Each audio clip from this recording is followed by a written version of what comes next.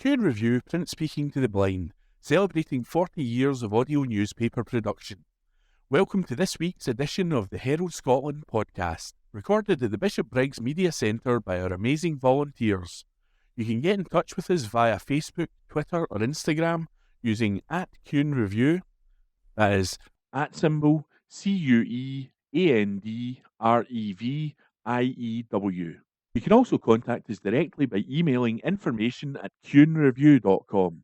That is INFORMATION@CuandReview.com, or by calling 0141 772 3976. That's 0141 772 3976. The Herald, 22nd April. News. Collapsed Scottish craft beer firm owed 200 creditors £20 million. Exclusive by Brian Donnelly. A Scottish craft beer company owed creditors almost £20 million when it was sold out of administration. A report reveals the Edinburgh-based company, which had over 2,000 shareholders and 200 business creditors, collapsed under pressures including rising labour and energy costs. Innes & Gunn went into administration last month with the loss of around 100 jobs after over 2 decades in operation. Its intellectual property and some assets were bought by Irish giant and tenant lager owner C&C Group. The report states that Christopher Bennett, Oliver Wright and Samuel Ballinger were appointed as joint administrators to Innes & Gunn Holdings Limited, the Innes & Gunn Brewing Company and the Innes & Gunn Hospitality Group, Scotland, Northern Ireland and Ireland Limited last month. The appointments of the FTI consulting administrators were made by the company directors. The administrator's statement continued, immediately following our appointment as joint administrators of the companies, we completed the sale of the company's business IP and certain assets to C&C IP UK Limited and Tenant Caledonian Breweries UK Limited for £4.5 million. The transaction reflects the best offer received. Assets that were not part of the deal included the 3 taproom sites in Glasgow and Edinburgh that form part of HGHG, the brewery and the head office in Edinburgh, all of which have now ceased trading. As a result of the site closures, 99 employees were made redundant immediately following our appointment. 5 staff have been retained on a temporary basis, the report continued. The joint administrator said in the report a total of £19.58 million was owed to secured and unsecured creditors, including £15.33 million to unsecured creditors. An amount of £9.88 million of unsecured creditor claims is after a waiver made by the purchaser of around £500,000 and includes intercompany claims of £6.98 million. Other background showed the brewing company was set up in 2002 and the wider group showed losses of £2.368 million in 2024, which had narrowed to £982,000 in 2025. The report continued as no solvent offers were received. The companies entered administration following a sustained period of underperformance. The brewing company's trading performance deteriorated under pressures, including declines in Scottish on-trade, reflecting weaker consumer demand. Also cited were inflationary pressures on raw materials, packaging, labour and energy. Creditors, including Majestic Wine Warehouses Limited, which was owed £48,737, the event firm Unique Assembly owed £27,600 and drinks firms including Belhaven, which was owed £4,727. The Ubiquitous Chip in Ashton Lane in Glasgow was listed as being owed £8,550 and City of Edinburgh Council £3,158. It included more than 200 business claims. The report also said in guidance we expect there to be a return to the shareholders of Innes and Gunn Holdings Limited, as there will likely be a material surplus in the administration estate once dividends have been paid to the unsecured creditors. However, shareholders should note that the surplus funds will be distributed in accordance with the articles of Holdco. As such, only the Class C ordinary shareholders will receive a dividend. It listed 2,038 shareholders holding from 10 shares up to millions. Innes and Gunn earlier planned a new facility aimed at being the first major brewery to be built in Edinburgh for 150 years. The administrator of Innes and Gunn followed the collapse of Brewdog, which owed £500 million before its sale to a US beer company. Administrators said Brewdog shares, including under its equity for punk scheme, essentially have no value. Exclusive by Brian Donnelly. Read by Gordon Brown. The Herald, 22nd April. News. Royal Observatory Edinburgh at risk amid funding cuts, by Rose Moncur. One of Scotland's oldest space observatories in Edinburgh has been placed at risk amid concerns over potential UK government funding cuts. The Royal Observatory Edinburgh and Blackford Hill could face reductions under proposed changes to research and innovation budgets, as reported by The National. Opened in 1896, the observatory now houses the UK Astronomy Technology Centre and the University of Edinburgh's Institute for Astronomy. It has played a role in major international projects, including the James Webb Space Telescope, which launched in 2021. However, trade unions have warned that potential budget reductions could put the site's future at risk. At this week's Scottish Trade Unions Congress in Dundee, delegates raised concerns about the impact of real-term cuts. A motion put forward by the Prospect Union was passed on Monday, calling for a sustainable real-terms protected funding for curiosity-driven research in national laboratories and research institutes. The motion also called for the long-term protection of the Royal Observatory. Although no final decisions have been made, confirmation is expected in the autumn. Unions have warned the plans could include a 15% cut to national laboratory funding and a 30% reduction in project grants. A spokesman for the Science and Technology Facilities Council told The National that the organisation was midway through a prioritisation exercise to determine how it will allocate its budget for the 4 years to 2029-30. They added, no final decisions have been made as yet. The consultation process we are conducting with our advisory bodies such as our science boards, our wider research and user community, our staff and other partners to put STFC on that sustainable footing will continue through to the summer, with the aim of decisions being announced in the autumn. By Rose Moncur, read by Gordon Brown. The Herald, 22nd April. News. Sir Mark Jones preparing to step down as HES chair. Exclusive by Kathleen Nutt. One of the most respected museum leaders in the world, who was brought in to steer the Scottish Government's troubled heritage agency into calmer waters, is understood to be preparing to step down.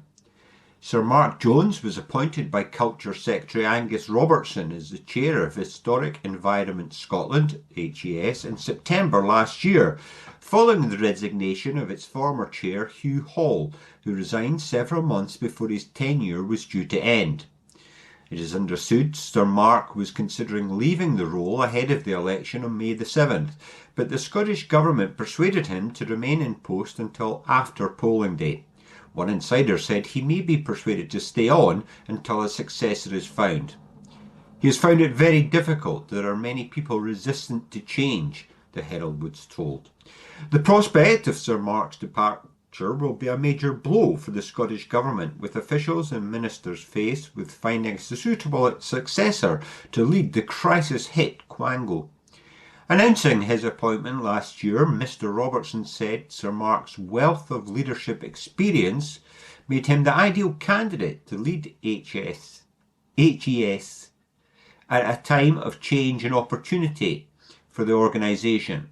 Scotland has a unique and diverse historic environment that is internationally recognised and is a central part of all our lives, enriches our communities and creates jobs, he said. Sir Mark will take up the position at an exciting time of change for the organisation, and I look forward to working with him and the board in delivering our national strategy for the historic environment. Sir Mark said he was honoured to take on the role and pledged to build on the organisation's successes. A press statement last autumn said his appointment as HES chair started on September 22nd, 2025 and would run until September 21st, 2029. He was seen as ideally qualified to bring stability to HES after helping to tackle a major scandal at the British Museum. HES is given £74 million a year to look after and promote more than 300 historic buildings and sites, including Edinburgh and St Andrew Castles, Linlithgow Palace and the Neolithic Skara Brae settlement in Orkney. But since last summer, the organisation has been gripped by turmoil. Its chief executive, Katrina Brown, who was appointed in September 2024, went on sick leave in May last year, returning in October. She became the subject of a long-running investigation following a collective grievance complaint made by the agency's directors. The Herald revealed on Tuesday the probe has been completed and Ms Brown does not face any disciplinary action following consideration of the findings by the HES board. HES battled a series of leaks about working culture at the organisation, with Scotland on Sunday reporting last October that a complaint was made against a senior figure who allegedly twerked, a type of dance move, in front of actor Martin Compston at a corporate event at Edinburgh Castle. In December, the public spending watchdog Audit Scotland slammed governance arrangements and instructed it to put strong controls in place to prevent fraud and ensure value for money after unacceptable weaknesses were found in how the organisation was run. Ms Brown's 6-month absence left the organisation without an accountable officer for a prolonged period, meaning the agency could have been vulnerable to fraud, the report underlined. Auditor General Stephen Boyle later told the Holyrood Committee to the Scottish Government should have acted sooner on addressing leadership issues in the prolonged absence of an accountable officer. The Herald revealed in February that after the Auditor General's criticism, HES launched reviews of 400 staff purchasing cards and overseas travel. The British Museum was at the centre of one of the biggest crises to hit the UK's heritage sector after it emerged in August 2023 that 2,000 objects, including ancient precious stones and gold jewellery, had disappeared from the museum stores. It later turned out the objects had been stolen, perhaps over several decades. The museum suspected a member of staff who was subsequently dismissed. Sir Mark succeeded Hartwick Fisher, who resigned after the thefts emerged. Mark is one of the most experienced and respected museum leaders in the world, and he will offer the leadership and grit the museum needs right now, said George Osborne, the former Tory Chancellor, who is chair of the Board of Trustees at the British Museum, as he unveiled Sir Mark as the British Museum's interim director in September 2023. We're both clear that his priorities are to accelerate the cataloguing of the collection, improve security and reinforce pride in the curatorial mission of the museum. Sir Mark, a graduate in philosophy, politics and economics from Oxford University, who also undertook an MA in art history at the Courtauld Institute of Art, previously held positions as director of the Victoria and Albert Museum in London and at the National Museums of Scotland. He's a former chairman of the National Trust for Scotland. A spokeswoman for HES said Historic Environment Scotland does not speculate on internal matters. We remain focused on delivering our statutory responsibilities and supporting Scotland's historic environment. A Scottish Government spokesperson said, as previously stated, following his appointment by the Culture Secretary, Sir Mark Jones's priorities as chair are to ensure HES has the trust of the public and its partners. The Culture Secretary and the Scottish Government will continue to support him in this endeavour to resolve the leadership and governance issues that have been raised. Exclusive by Kathleen Nutt. Read by Gordon Brown. The Herald, 22nd of April. News. Walrus spotted in northeast Scotland sparks crowd warning. By Jodie Harrison. People have been urged to stay away from a walrus which has been spotted at a harbour in northeast Scotland.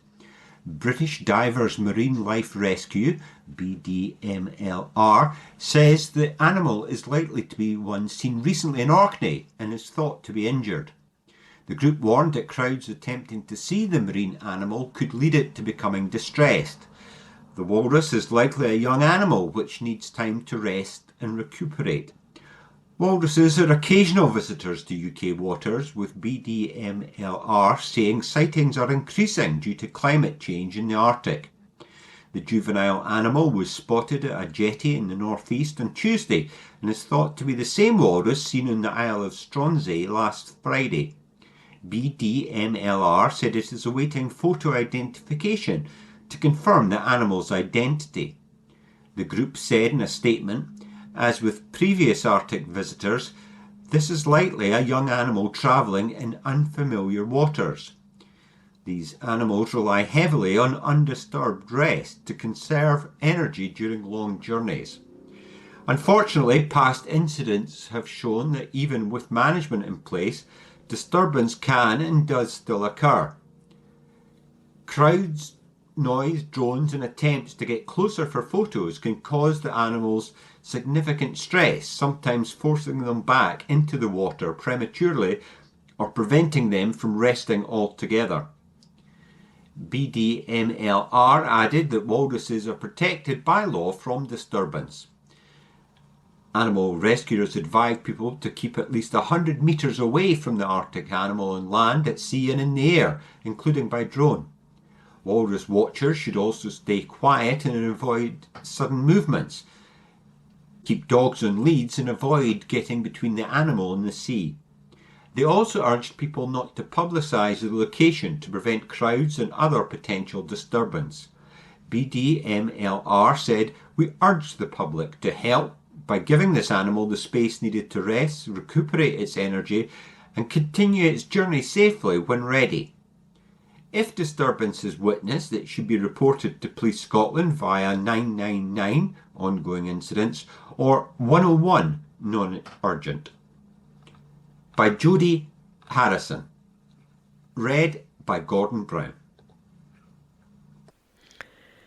This is from the Herald Scotland of Wednesday the 22nd of April from the opinion section. A mountain of manifestos. Here's what really matters. This article is by Callum Steele and read by Karen. Scotland's political parties have now published their manifestos. Here, Herald columnist Callum Steele takes a tour through their contents. They are out, no fewer than 570 pages, representing the cumulative offering from Scotland's political parties to the electorate, have finally been published. Fair play to them at least managing to do so this time around before the postal voting slips began to land in letterboxes and maintaining the pretence that manifestos have any bearing on how folk vote anyway. How could they? Let's be honest, most of us won't bother to read them and will take any analysis from someone else's summary of what they claim to offer. Not only that, we will form our opinion based on our perception of the biases of that commentator, either a stooge, lackey or apparatchik, And of course, as will be the case in Scotland for as long as the constitutional question remains, whether the analysis is being provided by a Nat or a Ewan.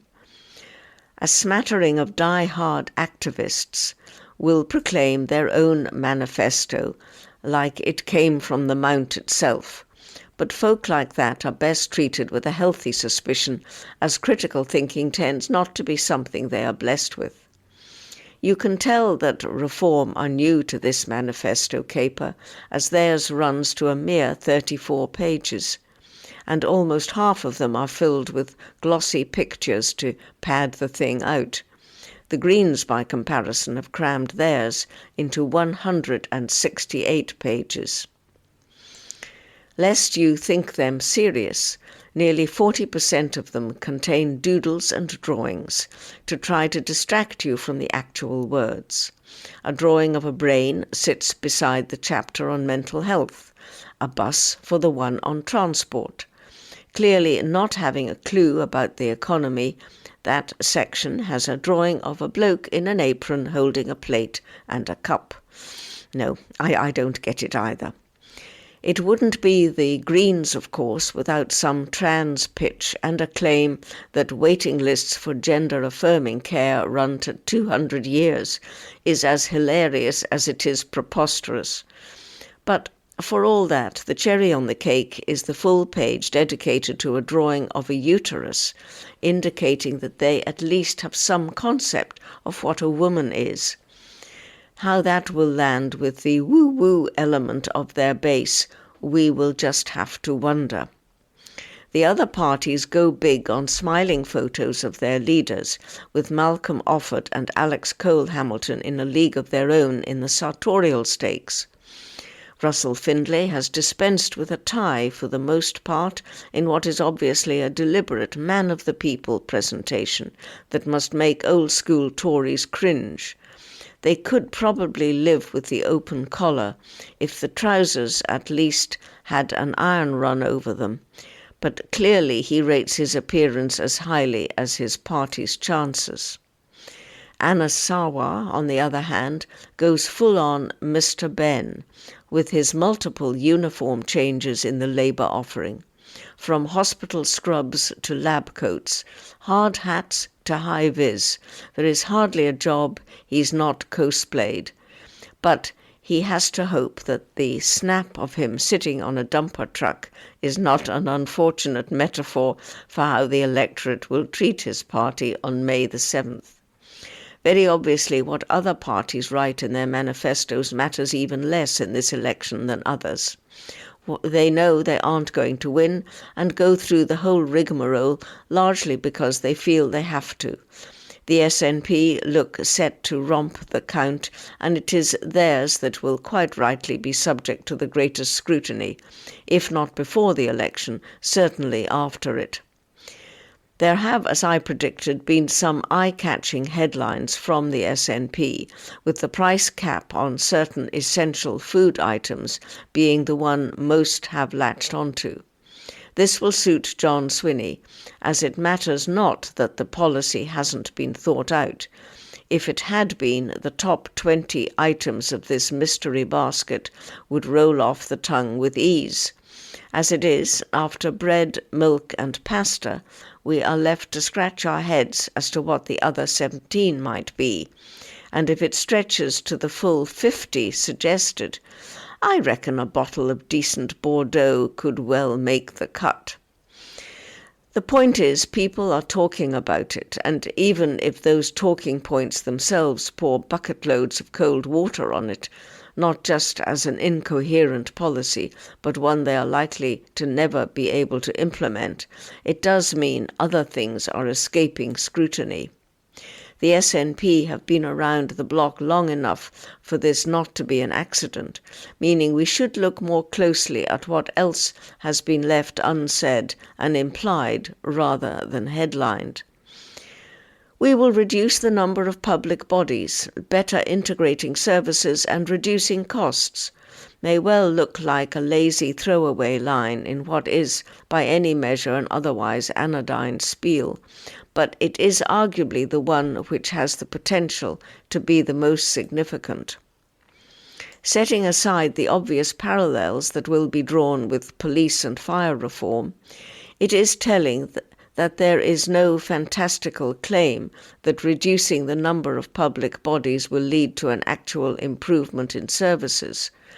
This is cold, hard politics in play, and perhaps points to an awakening to the reality that there is a bloat in Scotland's public sector that needs to be tackled almost regardless of consequences. We are left to guess if that means taking the axe to health boards, councils, or the sheer number of quangos that control so much of Scotland. But an axe is being sharpened, even if we aren't being told where it will be wielded. Here the SNP needs its outright majority arguably more than for its pursuit of a second independence referendum. Opposition to what will be attacked as cuts and claims of power grabs will be fierce, and even more so if the constitutional debate is raging simultaneously. We may have become weary of the value of manifestos, but there is no escaping the fact that what is in them will be claimed as the basis on which a mandate to rule has been derived. We need to learn to look at them beyond the headlines, for what really matters is often hidden in plain sight, and usually in the parts that are easiest to ignore. That article was by Callum Steele. The Herald on the 24th of April, and the news section. Gleneagles History Group respond to Robert the Bruce row by Gabriel Mackay. The group behind a controversial exhibit at Gleneagles train station has defended the work, blaming a group of like-minded individuals for an online backlash. A heritage display in the station is being reviewed by ScotRail after a panel covering Robert the Bruce caused a social media storm. It contains a section on what is described as the Bannockburn myth, which describes the Scots king as a Scottish Independence Party leader who bankrupted the country with his Independence Party. Another section of the panel refers to the Wars of Independence with the final word in quotation marks. Professor Murray Piddock of the University of Glasgow called it a presentist claptrap, while Dr. Neil McGeehan, a senior tutor in medieval history at the University of St Andrews, said it was a partisan and outlandish interpretation. The display was put in place by Robin Bell, chair of the Auchterarder and District Local History Association in 2015, and the group has now responded. The ADLHA said the heritage display at Gleneagles Station is called Strathern, a celebration. It covers 2,000 years of Scottish history, from before the Romans to the Gleneagles G8 Summit of World Leaders. This display has been in place for over a decade. There's much favourable comment from visitors and local people. Unfortunately, ahead of the May 2026 elections, a group of like-minded individuals has focused on a single item on the display. They voiced their discomfort at the mention of Robert Bruce's disastrous fiscal policies. Bruce was a charismatic leader. The group may wish to encourage the Scottish Government to rescue the remains of Robert Bruce's royal castle of Auchterarder, a structure on the verge of collapse through years of neglect. We believe in evidence-based freedom of debate. We do not support any political party. We have seen governments come and go. Let's be positive. Let's celebrate and protect Scotland's magnificent history, looking outwards to the world. And that was by Gabriel Mackay. The Herald on the 24th of April in the news section. How Glasgow funds and runs Scotland's only road tunnel by Marissa McWhirter. From the control room above the north bank of the River Clyde, David Igo watches over Scotland's only tunnel. Each day, 80,000 vehicles navigate the short, tense dip below the river. People just drive through it. It's just 45 seconds of their day, says Igo. But for Scotland's only tunnel manager, it never sleeps. His mornings begin inside the Clyde Tunnel control room in Broom Hill. A long curved desk cluttered with files and monitors faces 4 large screens, each divided into a dozen different CCTV feeds. IGO checks in with the night shift workers before they head home for the day, scanning the log sheets and daily worksheets for any incidents he missed overnight. They tell him if any supplies needed to be ordered before clocking out. The 53-year-old has been on the roll for the last 4 years. I arrive on a Monday afternoon as 2 high-vis-clad workers clamber into a rugged little Land Rover and take off towards the southbound Bore. By the time I've climbed the stairs to the meeting room, the crew on the road had stopped through traffic. Igo is wrapping up one of his regular catch-ups with his fellow supervisors and the engineer. He gestures to the screens. Within the tunnel, we have cameras everywhere. Igo says it's like an extra person keeping an eye on the tunnel for us.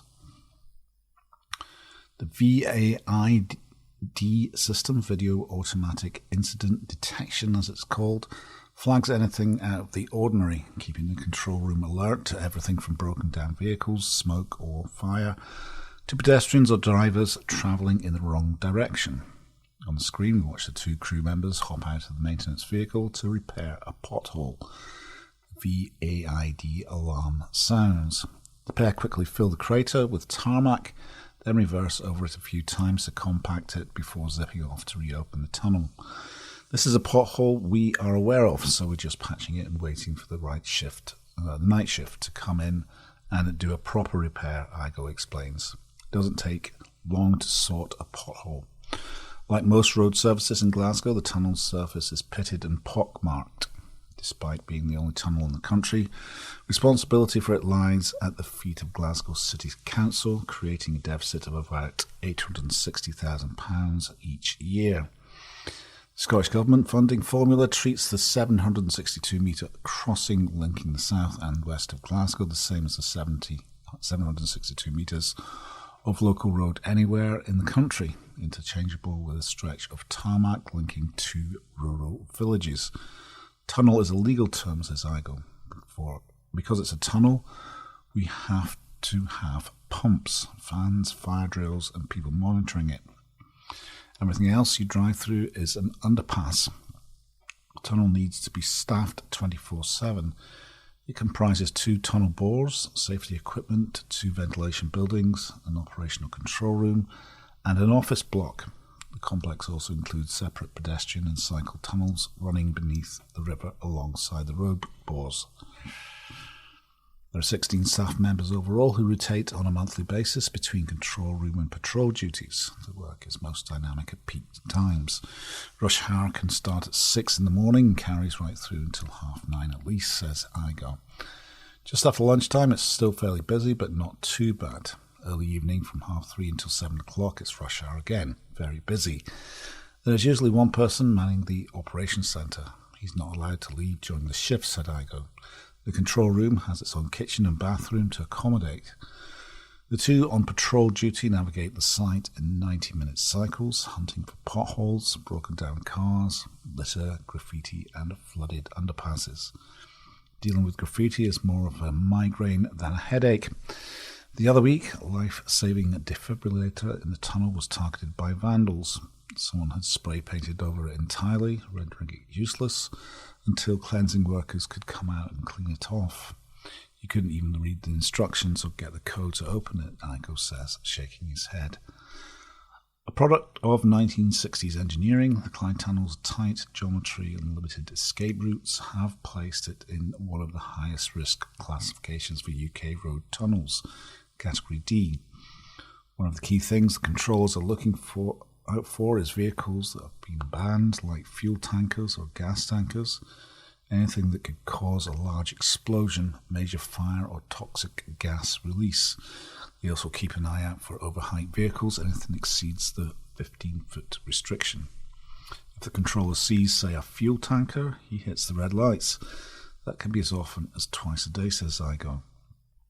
Every single one that gets stopped there, we could phone the police and have them charged with driving without care.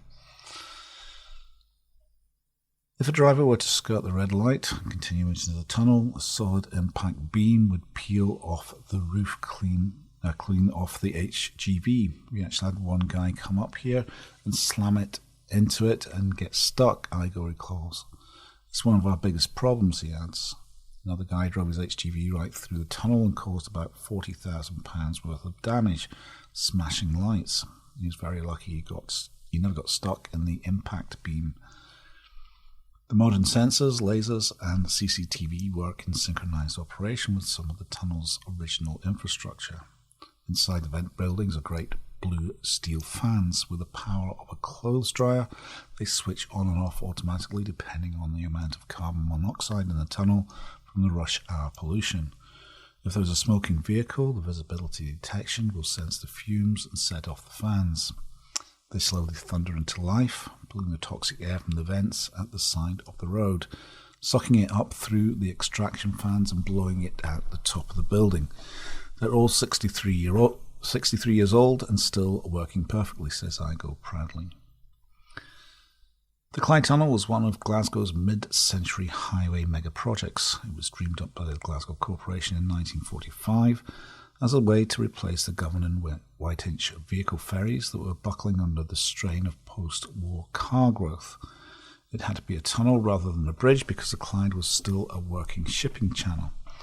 By 1964, both tunnels' bores were open, with the final cost reported around £10.5 million, close to £200 million today.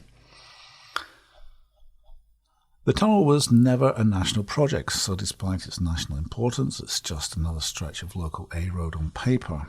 Glasgow City Council and Strathclyde Partnership for Transport, SPT, have been lobbying for the tunnel to be trunked since at least 2011. More than half of the daily journeys through the tunnel begin and end outside of Glasgow.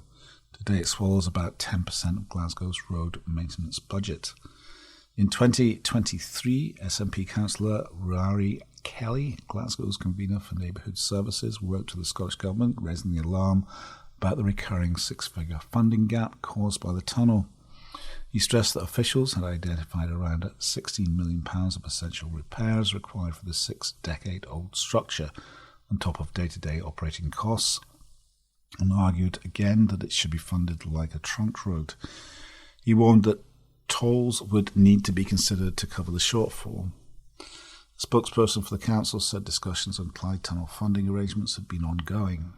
An independent assessment of the tunnel found it to have local, regional and national importance, and that any closure would have an unacceptably severe impact on traffic movements across the Clyde Valley. They added, noting that they were keen to welcome future dialogue with Transport Scotland and the next Scottish Government.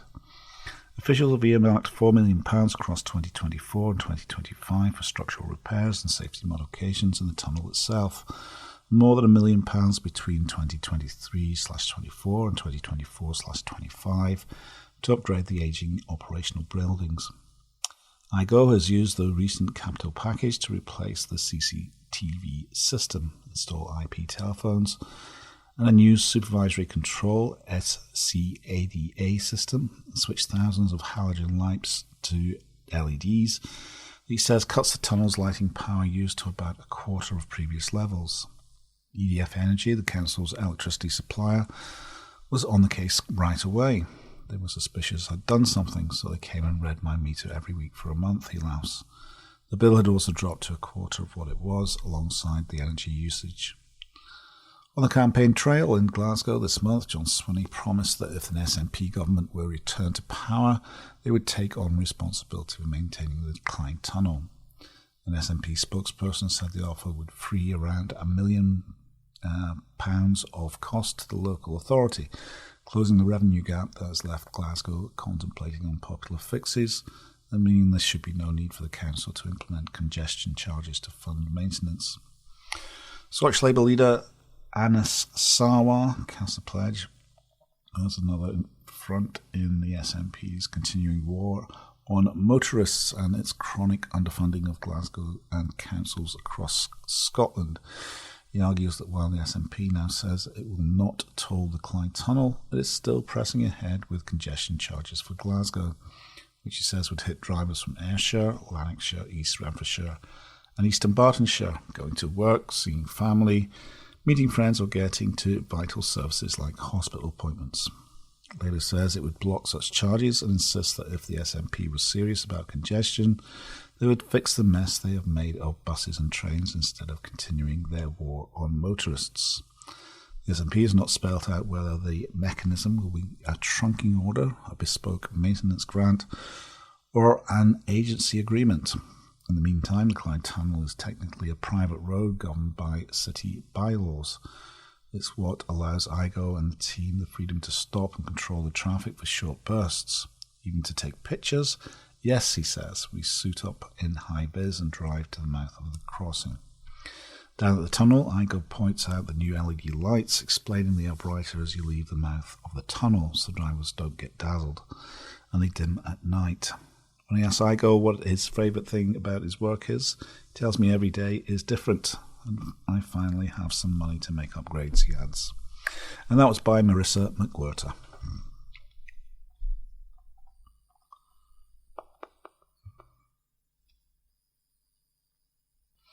The Herald on the 24th of April and the news section. John Swinney insists Ferguson Marine has secure future, by Andrew Learmonth.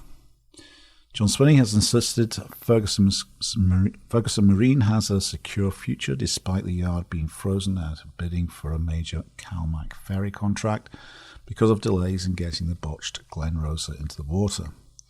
Scotland's publicly owned shipyard has confirmed it will not bid to build a replacement for the MV Lord of the Isles, as it cannot meet the eligibility criteria set by Caledonian Maritime Assets Limited, CMAL. The Scottish Government's agency's pre-qualification process requires bidders to demonstrate they have delivered at least 2 vessels longer than 75 metres in the past 5 years.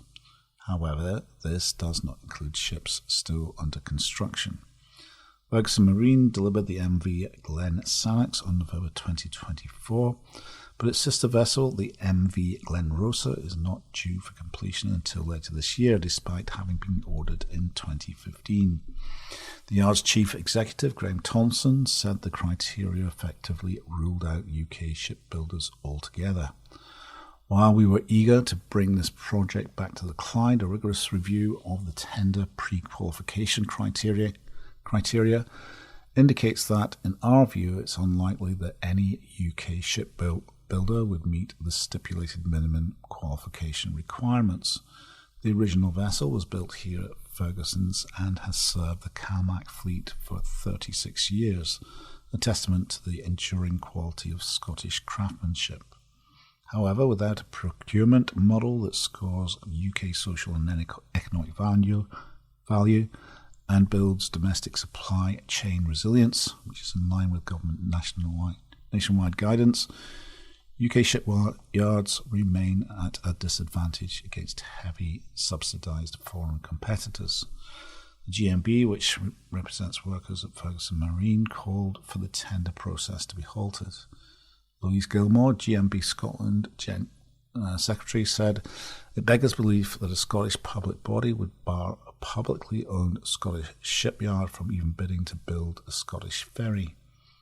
The union boss added it might make sense in the boardroom of CMAL, but absolutely nowhere else. There could not be a clearer example of the self-harming procurement policies that have sabotaged our country's industrial capability and economic growth for too long.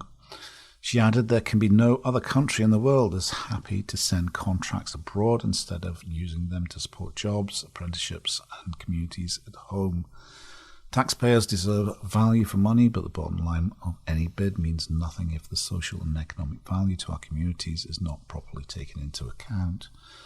Speaking to the press during a campaign stop in Greenock, the First Minister said the Scottish Government had explored whether a direct award could be made to Ferguson Marine for the replacement vessel for the Lord of the Isles, but that for a whole variety of technical reasons this was not possible. He told the PA, the Scottish Government has already allocated 2 major vessels to the Ferguson Marine shipyard, the Glen Sannox, which is now in service, and the Glen Rosa, which is approaching completion. But we have also allocated 4 more vessels to Ferguson's, which will provide the yard with a workload through direct award in the small vessels and also in marine patrol vessels. So the Scottish Government is making it abundantly clear that Ferguson's has got a secure future because it will have a workload delivered by the Scottish Government. But he insisted what we are able to make sure is that a number of vessel contracts go to Ferguson's, and that is what the Scottish Government has already set out to Parliament. Scottish Conservative Transport spokesperson Sue Webber said the news underlined how Ferguson Marine had been run into the ground by SNP ministers. She added it's galling that their botched nationalisation has left this once world-leading shipyard unable to win contracts both on the international market and even from SNP quangos. At the end of the day, Islanders just want a ferry that floats. It's a disgrace that not a single SNP minister has resigned for this seemingly never-ending national scandal. Scottish Liberal Democrat economy spokesman Jamie Green described it as the final farcical fallout from the SNP's pitiful management of our ferries. He added because of their shameful mismanagement, the Glen Rosa is so late to be delivered that it cannot be used as evidence to support a bid for a contract from their own ferry building agency. It's a slap in the face to the workers. The people of Inverclyde deserve better than this shambles. Scotland was a proud shipbuilding nation, and the SNP have utterly ruined that reputation at enormous cost to both shipyard workers and islanders. Ferguson Marine needs contracts if it is to have a future. The yard, founded in 1903, was taken into public ownership in 2019 after its previous owner collapsed. It's built around half of CalMac's large vessel fleet, including the original Lord of the Isles, launched in 1989.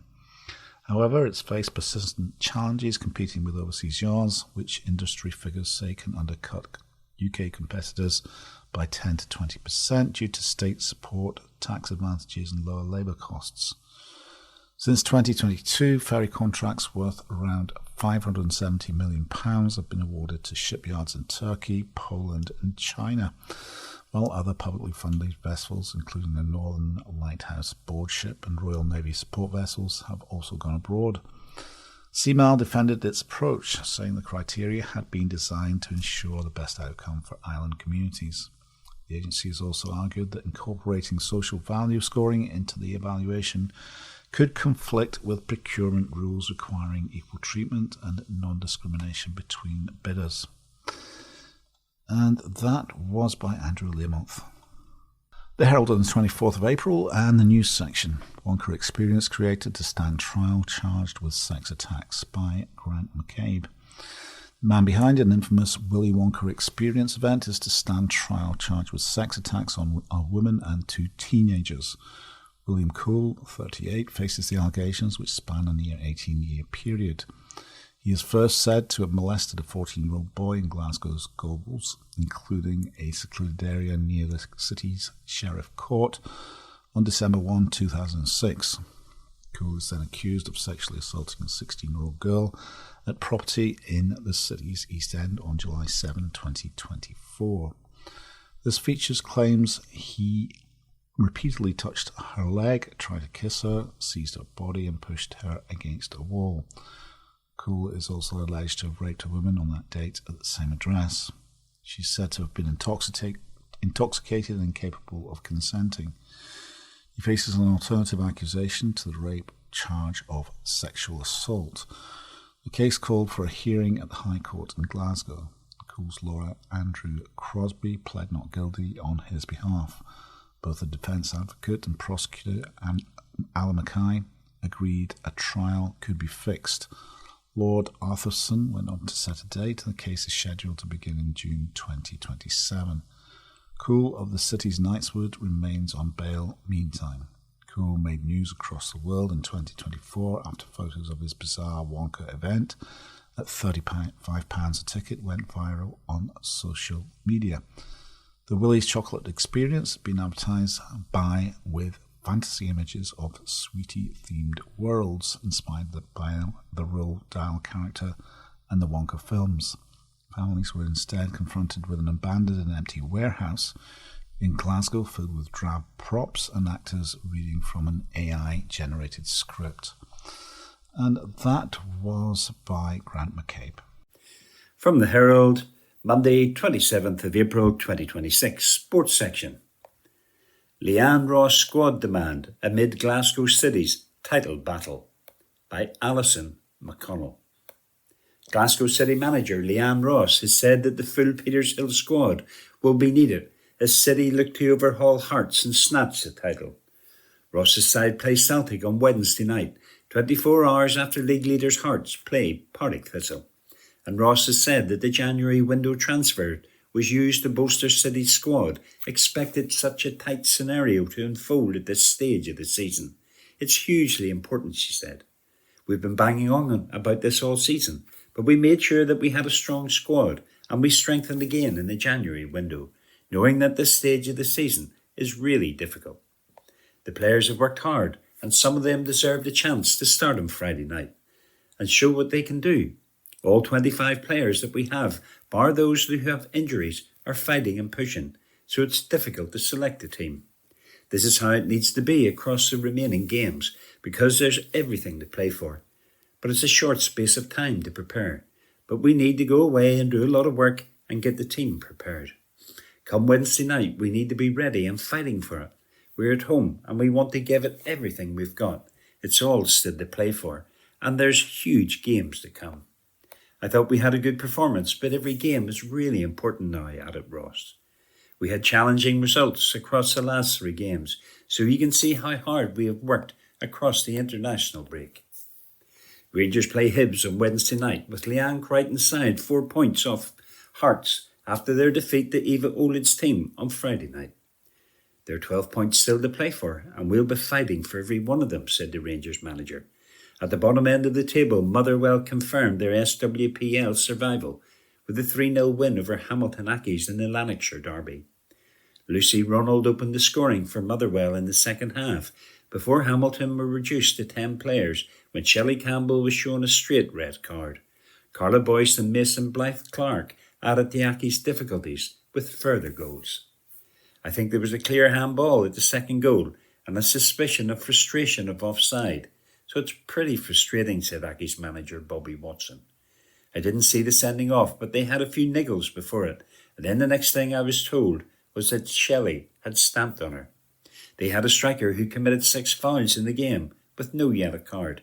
So yeah, a bit frustrating. The referees don't seem to want to book for persistent fouling, and that changes on people play. It changes games. Meanwhile, Aberdeen's relegation playoff spot was confirmed after their 1-0 defeat to Montrose, with Georgia Carter scoring the only goal of the game. With just 2 games remaining at the bottom 6 campaign, Scott Booth's side are now 9 points behind Motherwell. The Dons will now face a relegation playoff match against the winning SWPL 2 team of the SWPL playoff semi-final. That article was by Alison McConnell. From the Herald, Monday 27th of April 2026, Sports Section. I'm developing young Scott into top 5 league star, by Mark Walker. Lennon Miller is maturing into a top young Serie A star, according to his Udinese manager, Costa Ranjak. The Scottish midfielder has made 19 appearances in the Italian top flight this season already, after Udinese splashed out $4.7 million to land him. The 19-year-old has started 6 games in Serie A, and his German manager has been impressed at how Miller has settled into Italian football. He said, I'm very happy that Lennon is here with us. He is a great talent. He's still very young, but I can already see he has character and mentality. The future is in his hands. He isn't a replacement for Jesper Karlström, but he can certainly play as an important midfielder. I think he's better as a midfielder in the 3-5-2 or in a 2-man midfield. He still needs to improve his physicality in the future, but I'm very happy with him and the way he is progressing here at the club. That article was by Mark Walker. From the Herald, Monday 27th of April 2026, Sports Section. Gary Lineker and Misha Richards talk up SPFL title race by Ryan McGinley, sports writer. Gary Lineker and Misha Richards have had their say on the title race in Scotland after another wild weekend in the Premiership. The shock of the weekend occurred at Ibrox as Rangers were defeated 3-2 by Jens Bertel Askow's Motherwell, leaving Danny Roll's side 4 points behind leaders Hearts, who beat Hibs in the Edinburgh Derby. With Celtic now in second after their 3-1 win over Falkirk, the English football punditry duo talked up the excitement of the title race despite being confused about the post-split format. Is it Bowler League as complicated as the top of Scottish football in the Premiership, asked Lineker to Richards on the Rest is Football podcast. Please can someone from Scottish football please come on and explain how it works? The ex-England football back responded, I look at the table, I know it splits, and then it could be a playoff. Lineker then said, no, it's a top six, isn't it, at the end? It's a bit bonkers. It's different from anywhere else, I think, on the planet. The former match of the day host continued. I saw Hearts come from behind. I know that Hibs in the derby there got a couple sent off. Rangers were 2 down, got the 2-2 and then lost. It's really tight. I think most neutrals outside of Scotland and probably a lot of people in Scotland, although thought pretty much everyone supports Celtic or Rangers, I guess. But would like to see Hearts do it. Because, 40 years since a non-Rangers or Celtic team won. But it's all a bit mad up there. That article was by Ryan McGinley. From the Herald, Monday, 27th of April, 2026. Sports section. Monday's briefing. Chelsea begin to believe and Rangers refuse to give in. By PA News Agency. Chelsea are heading to the FA Cup final after a winning start under interim head coach Callum McFarlane. McFarlane got his side back to winning ways at Leeds' expense and hopes the result can act as a reset following the torturous end to Liam Rosenior's tenure. North of the border, Rangers have vowed to fight to the end of the Scottish title race despite losing ground to pace-setters Hearts. Chelsea back in business after booking FA Cup final slot. Enzo Fernandez headed home the only goal of the game as Chelsea beat Leeds in the FA Cup semi-final, setting up a Wembley showpiece against Manchester City. McFarlane was charged with getting his side over the line following the sacking of Rosenior, whose 3-month reign ended after a sorry run of results in the Premier League. And the 40-year-old believes Sunday's narrow success can help put things back on track for the Blues. It's tough in this moment when you've been on a losing run. But one moment, one result, one performance can change that, said McFarlane. I did reinforce that at the end, but it goes without saying that Chelsea need to try and win every game. That's our target from now to the end of the season. Opposite number, Daniel Farker, having led Leeds to the last 4 for the first time since 1987, added, We give our fans so much to dream about. Of course, we would have loved to have let that dream longer. Hopefully, we don't want 40 years for another chance for a semi-final. It's not all over. Roll bullish after setback. Rangers lost a step in the William Hill Premiership title race after a 3-2 defeat to Motherwell, but boss Danny Roll insisted the fight is not over. The Gers went 3-2 down, scraping back from 2 down, at Ibrox only to lose in the last minute as Emmanuel Longello's effort deflected off Emmanuel Fernandez. That left Roll's side in third place, 1 point behind Celtic and 4 behind leaders Hearts, who grabbed an 86th minute winner against 9-man Hibernian. But the German was unbowed, declaring, This is football. That's why sometimes we love the sport and sometimes we hate it. But the most important thing is that it's not over. It's really not over. We will keep believing. Otherwise, it's difficult. We have 4 more finals, 4 games to go. That's our job. Pep lets City stars off the leash. Pep Guardiola has given his treble-chasing players permission to jet off around the world before Manchester City's final push. Having booked their FA Cup final place and overtaken Arsenal in the Premier League title race, City are not in action again until next Monday's meeting with Everton. From there on, there's 6 games in 21 days, plenty to play for. Giving his squad the freedom to get away before the run-in, Guardiola said, they can do whatever they want. If they want to travel to wherever, they're completely free, as long as they arrive back on Wednesday afternoon for training. I've learned in this country, as much days off you have, the team still plays better. Managers believe as much as you train, you play better. I'm completely the opposite. In the beginning, I trained a lot, but now it's home and quality time. Carrick makes case for United defence. Michael Carrick has brushed aside worries over Manchester United's defensive options as they prepare to take one more step towards the Champions League, but has not ruled out changes in the summer.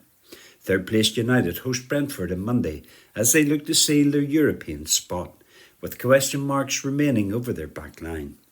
Teenager Aiden Heaven was the only fit centre-half for last weekend's win over Chelsea, but Harry Maguire is back from suspension and Lenny Euro could return from injury. Lisandro Martinez will also be an option when his ban ends, but there are lingering problems with Mahadas de Lig's fitness. It's not an area of concern for me at the moment in time, said Carrick, whose own future remains uncertain. 2 promising young players, Heaven and Euro, that they have already shown what they can do. What goes beyond that? I think it's difficult to elaborate on that, really. What the future looks like, I can't really get involved in, because I'm not sure myself. Lampard lays out Sky blueprint. Frank Lampard wants Coventry to remain a special place after celebrating the Sky Bet Championship title in style with a 3-1 win over Wrexham. With the title already secure, the Sky Blues marked their achievement in fitting fashion in front of their own fans at the CBS Arena. It felt like a family day for the players and staff, and for the fans to enjoy without the stresses of trying to go up or becoming title winners, Lampard said. Late goals from Trevor Thorpe and Ephraim Mason-Clark sealed the win. It needs to remain a special place because it's been an incredibly supported club in the city. The tradition and history, there wasn't that feeling when I came in. It compares with every trophy I've lifted. They're all amazing, and I can't put it down in any way because it's a collective effort. Sam Kerr equals Chelsea record. Sam Kerr fired Chelsea closer to the Champions League and herself into the record books with a double against Everton Sunday. The Australians' brace in a 4-0, 4-1 win at Goodison Park drew her level with Fran Kirby as the Blues' all-time leading scorer in the Women's Super League on 63 goals. Ellie Carpenter and Erin Cuthbert were also on the mark as Sonia Pompaster's side moved 4 points clear of Manchester United, who were held to a damaging goalless draw at Tottenham. In the third Champions League qualifying spot, Yuka Momiki scored Everton's goal. United's result not only saw them lose ground to Chelsea, whom they face on the final day of the season, but left them just 1 point above 4th place Arsenal, who have 3 games in hand. What's on today? Manchester United face Brentford at Old Trafford, where victory would help take them to the brink of sealing a Champions League berth next term.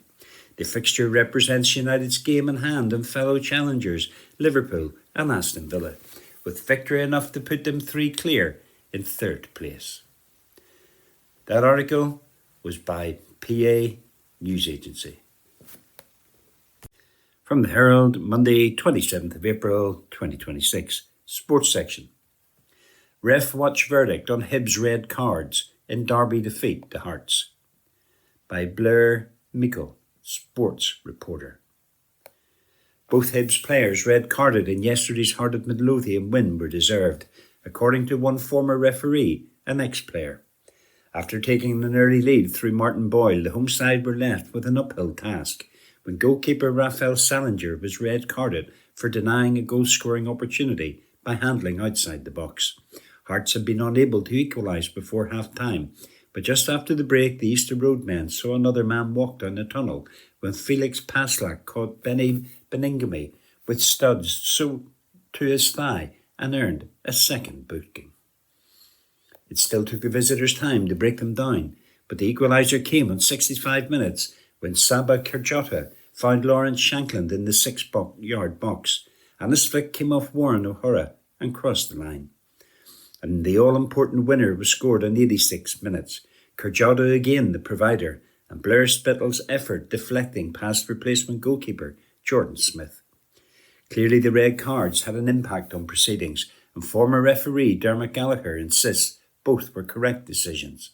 Speaking on Sky Sports Ref Watch, he said, "I felt for the referee because he was never ever going to spot this. You would never gamble that the goalkeeper is out of the box. When VAR looks at it, they can stop and freeze frame it. His body is actually inside the box, but he handles the ball outside. Letter of the law is deliberately handball outside the box. You get sent off. There's no doubt for the Hearts player is right on it, so he's stopping him going through." Jay Bothroyd added, "This is absolutely the right decision. The magnitude of this game makes it hard for officials. But if I'm being honest, that's obvious. When you look at the players around him, they all had their hands up. The referee could not quite see from his position, but he was close to the action. It's definitely the right decision. His body was in the box, but it's clear to see that his hands were out of the box. Even when he threw the ball out, his arms were outside the box again. You can clearly see it, and the linesman at the top had a great view. Red card." Moving on to Passlack, and Boothroyd felt the right wing back was lucky to not get a straight red. He added again, "We talk about the magnitude of the game.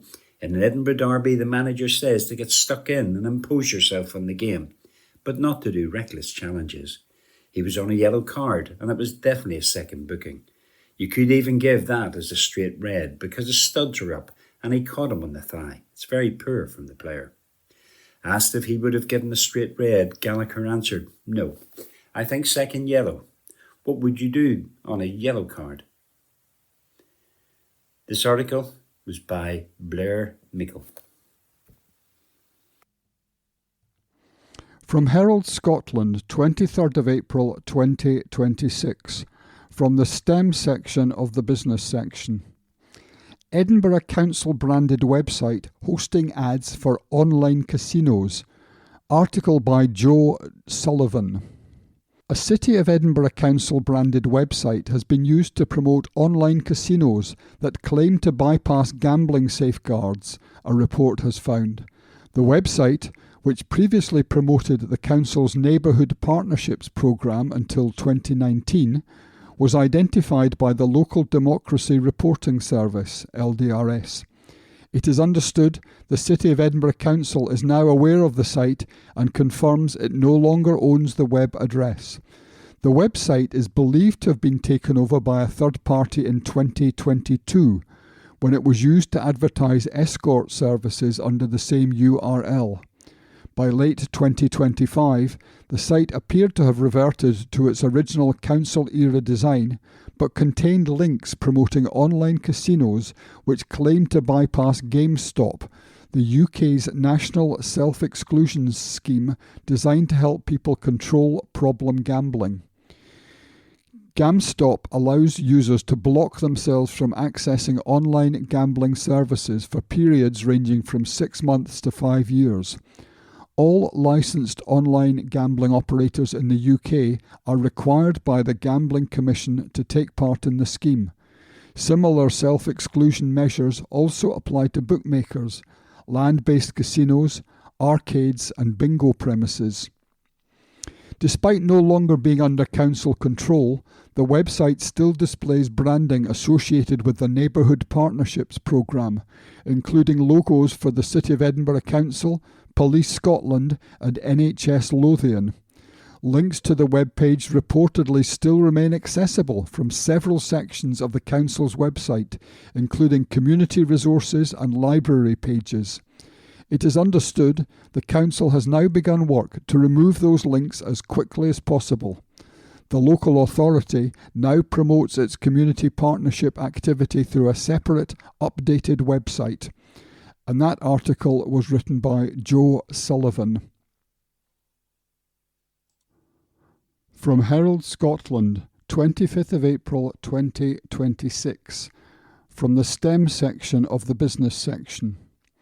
I had a day of digital exclusion and it was an eye-opener. Article by Kyle Scott. 9% of households in Scotland have no access to the internet. Whether through poverty, geography, or lack of skills, this makes it hard for them to get basic services that the rest of us take for granted. In the Citizens Advice Network, we have long campaigned to raise awareness of this issue and help those affected. But even for those of us who advocate on their behalf, it is hard to understand what it means to be truly excluded from digital services. So recently I decided to gain some personal perspective on what it is actually like. I put my phone and laptop in a drawer and took myself off grid for 24 hours. Here's what my day was like. I started off trying to book a GP appointment, which, let's face it, is challenging at the best of times. I headed to my local library to find the GP's number. The staff were kind enough to let me use their telephone to book an appointment. Not too hard, but then I'm fortunate to have access to a local library. I then went to my local bank branch to pay my rent, which would normally be done through the banking app on my phone. Some transport challenges getting there without using tap to pay, but once there, the bank staff walked me through the process. Again, I'm fortunate to have access to a local bank branch. For some people, particularly in rural areas, these are a thing of the past. And that's where the intersection of digital and financial exclusion is really visible. Anyway, next I needed to renew my passport, so I popped back to the library to do this online. This went okay until I had to upload a digital picture. Spent an hour looking for somewhere I could get a digital picture taken and then upload it, having no luck whatsoever. Giving up, I went to meet a friend. Normally, she'll text or call to say she'll be a bit late, in reality by about an hour, and I'll sit patiently waiting. But this time there's no text, no call, just me sitting in a coffee shop for 2 hours. I can't check to make sure she's okay. Full disclosure, she was. She had to rush off to the vet with her dog. Going home, I spent the evening making dinner with only the radio and some well-read books for entertainment. I can't claim this was a great hardship, but I must admit I was relieved to get my hands on my phone and plug in the laptop again the next morning. So yes, I survived, but it wasn't easy, and that was just one day. Plus, I'm a healthy 31-year-old who lives in a city with libraries, banks and decent transport links. I can well understand how tough it must be to be permanently off-grid, particularly for those who have none of these advantages. The next Scottish Government must take steps to end digital exclusion entirely, and if any ministers or any readers think this is not a priority issue, my challenge is, do what I did, try it and find out. And that article was written by Kyle Scott. From Herald Scotland, 23rd of April 2026, from the STEM section of the business section. National Robotarium CEO quits in combative resignation. Article by Christy Dorsey. Officials at Heriot-Watt University have refuted suggestions that they turned their backs on funding for the UK's flagship robotics and AI research centre following the abrupt resignation of its chief executive. Stuart Miller, who headed up the National Robotarium on the university's Riccarton campus,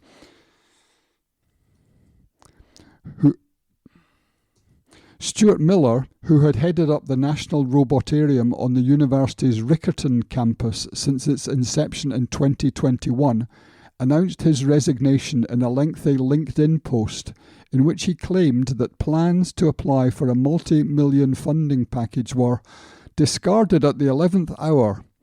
He added that this was the final straw in a sequence of events that made it clear that HWU no longer respected or valued my contribution as a CEO of the National Robotarium. I have resigned as CEO of the National Robotarium, wrote Mr. Miller, who previously served as a senior vice president in the UK of international aerospace group Leonardo. This is a direct consequence of Heriot-Watt University's senior leadership turning their back on an opportunity to bring £7.5 million of investment into the Scottish robotic economy. By not applying for Innovate UK grant funding for robotic adoption hubs, the HWU senior leadership undermined all of my efforts over 5 years to establish and grow the National Robotarium to the position of respect and prominence it now has in the UK and in Europe. He went on to add, I had been instrumental in gaining support from UK government for the Robotics Hub initiative, and had positioned the National Robotarium to lead an extremely strong bid on behalf of Scotland, with support from Scottish stakeholders and industry partners. For this to be discarded at the 11th hour was the final straw in a sequence of events over the past 6 months that have made it clear that HWU no longer respected or valued my contribution as CEO of the National Robotarium. A spokesperson for the university confirmed that Mr. Miller has submitted his resignation and acknowledged his contribution in helping to establish and develop the centre. However, we do not agree with the characterisation of recent events, they added. Decisions regarding funding applications and strategic priorities are taken following careful consideration to ensure alignment with requirements and compliance with funding regulations. As this and related matters are subjected to an internal review, it would not be appropriate to comment further at this stage. Heriot-Watt University remains fully committed to the continued success of the National Robotarium and to advancing robotics innovation, industry collaboration and skills development across Scotland and the wider UK. We will continue to work closely with partners to build on the strong foundations already in place. And that article was written by Christy Dorsey.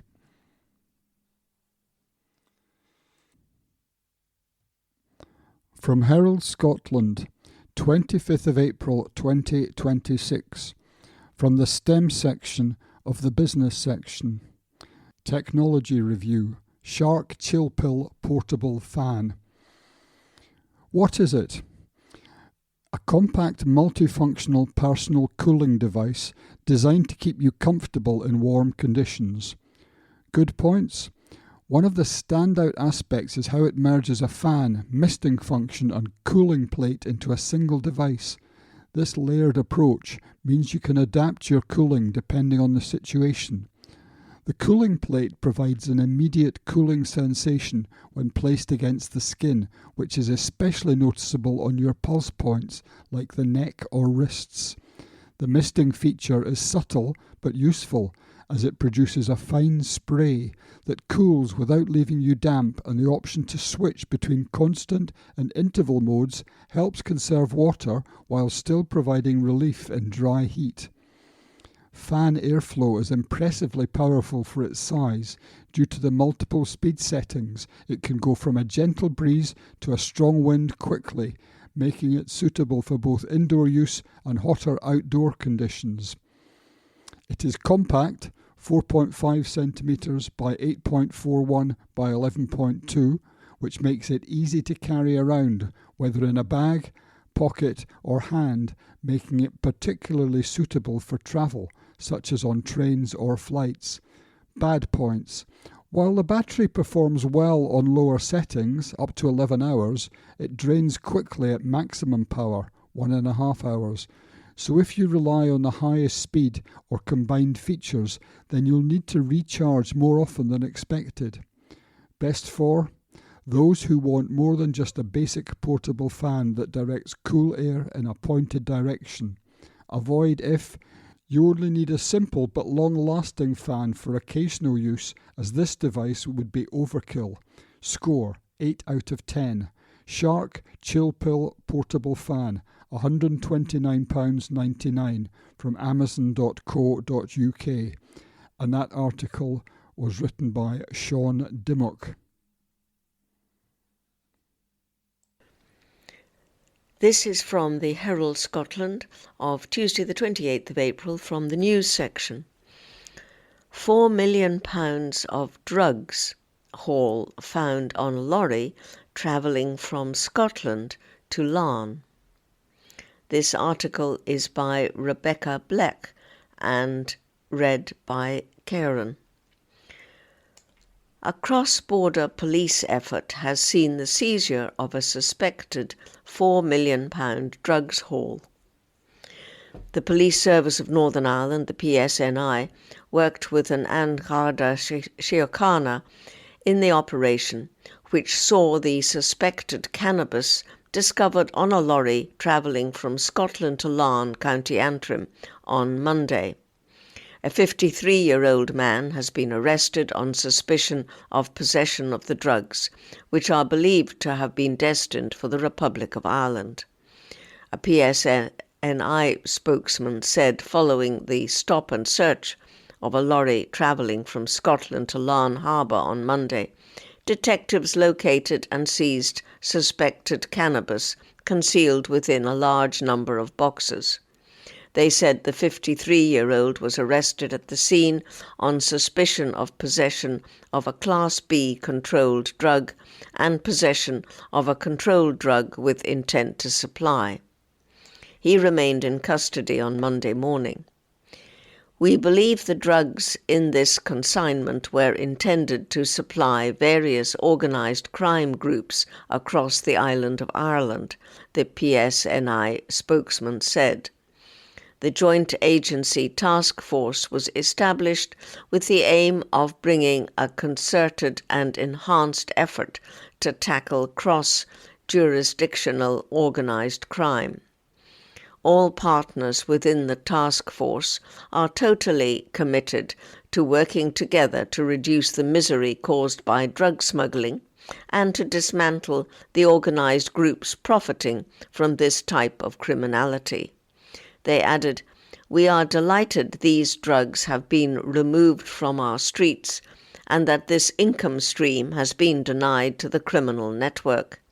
It isn't difficult to imagine the harm that would have been caused by this volume of drugs being dealt on street corners to vulnerable people, children, and those with addiction issues. Some people may think that the illegal distribution of cannabis is not a big deal. I'd ask them to just take a moment to think about the violence and exploitation that the organised criminals behind this could have wreaked upon our communities, with the millions of pounds of profits they potentially stood to make. With the collective efforts of partners, we'll work tirelessly to tackle such serious and organised criminality and bring those responsible to justice. We rely on the help of our community to do so, and would appeal to anyone with information or concerns around illegal drug supply to contact us on 101. That article was by Rebecca Black. This is from the Herald Scotland of Tuesday, the 28th of April, from the news section. Brexit UK risks being at the mercy of USA, China and Russia. This article is by Ian McConnell and read by Karen. The European movement in Scotland says the UK can join our friends and neighbours and fight our corner, or we can be outsiders at the mercy of the USA, China and Russia. The campaign group highlighted this view as it declared the only sensible route was the UK rejoining the European single market and flagged efforts by the European Union to make the bloc more globally competitive. The European movement in Scotland, the EMIS, declared the three arms of the European Union have agreed a timetable towards making the European single market more globally competitive. By the end of 2027, the EU aims to have in place legislation that will benefit key economic sectors. They include digital technologies, financial services, and supporting the growth of EU city regions. The initiative seeks to reduce bureaucracy and costs for business and to stimulate economic growth. It noted the agreement to accelerate the reform of the single market, known as a roadmap, had been announced on Friday. EMIS observed that this followed a meeting between senior representatives of the European Parliament, the Council of Ministers, and the European Commission. It added, the plan is based on the 2024 report on the EU's competitiveness by former Italian Prime Minister Mario Draghi. Donald Trump's America First policies, the almost total US monopoly of digital communications, the wars in Ukraine and the Gulf, and the rise of China as a global economic superpower, has driven the EU to accelerate its plans to counter the threats of the new world order. David Clark, who chairs EMIS, said, "The world has dramatically changed. The EU is responding with bold ideas and a united sense of purpose. The UK can opt to watch from the sidelines as Europe rises to the economic challenges of our time, or it can choose to re-engage by joining the European single market. We can join our friends and neighbours and fight our corner, or we can be outsiders at the mercy of the USA, China and Russia. Rejoining the single market is the only sensible route for the UK." That article was by Ian McConnell. That concludes this week's edition of the Herald Scotland podcast. Please remember to subscribe to our channels at Review and Review, and to tell your friends about our service.